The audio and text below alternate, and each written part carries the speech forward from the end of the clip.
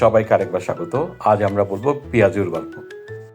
মজার ব্যাপার হলো, আমি পেঁয়াজুকে আগে ডালের বড়া বলে মনে করতাম, আবার ডালের বড়াকে পেঁয়াজু বলে মনে করতাম। মানে হচ্ছে দুটো একই খাবার বলে মনে করতাম। কিন্তু আজ একটু ঘাটাঘাটি করে বুঝলাম কত বছর ধরে ভুল ভাবে চিন্তা করতাম বা জানতাম।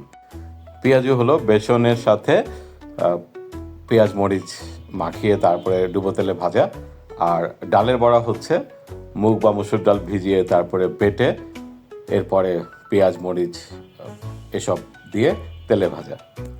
পেঁয়াজু নামকরণের মূল কারণ হচ্ছে এখানে পেঁয়াজের পরিমাণ অনেক বেশি থাকে, আর ডালের বড়াতে ডাল হচ্ছে মূল উপকরণ। আচ্ছা, এই পেঁয়াজ বা পেঁয়াজ এই শব্দটা কিন্তু বাংলা ভাষার অরিজিনাল শব্দ নয়। এটি এসেছে ইরানের ফার্সি ভাষা থেকে। ফার্সিতে সম্ভবত বলা হয় পেঁয়াজ, এবং সেখান থেকে প্রথমে হিন্দি ও উর্দু ভাষায় আসে, তারপরে ধীরে ধীরে একসময় বাংলাতেও পেঁয়াজ শব্দটি জনপ্রিয় হয়ে ওঠে। তাহলে নিশ্চয়ই এই পেঁয়াজের আগে অন্য কোনো নাম ছিল? হ্যাঁ, ছিল।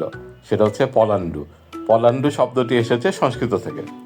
সম্ভবত মোগল আমলে ধীরে ধীরে পেঁয়াজ শব্দটি জনপ্রিয় হতে থাকে এবং পলান্ডু শব্দটি হারিয়ে যেতে থাকে। পেঁয়াজুর গল্প যেহেতু বললাম, তাই আরেকদিন ডালের বড়া গল্পও বলতে হবে। আমার কোনটি বেশি ভালো লাগে আমি ঠিক বলতে পারবো না। সম্ভবত ডালের বড়া বেশি ভালো লাগে, আবার পেঁয়াজের পরিমাণ যেহেতু বেশি থাকে পেঁয়াজুতে, তাই পেঁয়াজুও অনেক বেশি ভালো লাগে। আমি আসলে খুব কনফিউজড, কারণ আমি দুটোকে একই জিনিস মনে করতাম। আজ আমার নিজের ভুল ভাঙলো। আমি জানি না আপনাদের একই অবস্থা কিনা। যারা অবশ্য নারী এবং রান্নাবান্না নিয়মিত করেন তাদের এই সমস্যা থাকার কথা না, তবে অনেক পুরুষের অবস্থা মনে হয় আমার মতোই। ধন্যবাদ সবাইকে।